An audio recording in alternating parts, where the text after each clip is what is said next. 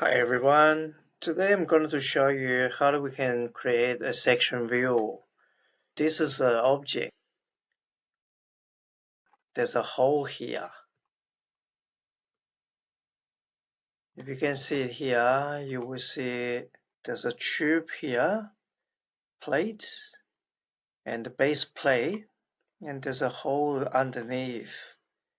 So that's from the textbook. We can see it. We want to cut this point there all the way cross over to the other side. We need to have a sections there. So I prepared one of these. You can see from there, if I cut it from the middle, which is from here to there, you will see what happened in there. First thing we need to do is cutting sections.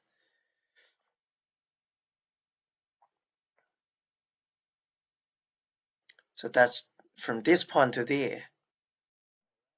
So if I put it in here, you will see this is a section we cut it out. All the shadow area is the one when we cut it.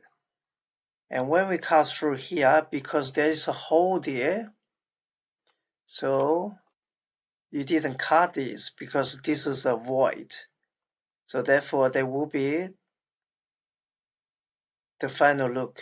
That's the section. Thank you.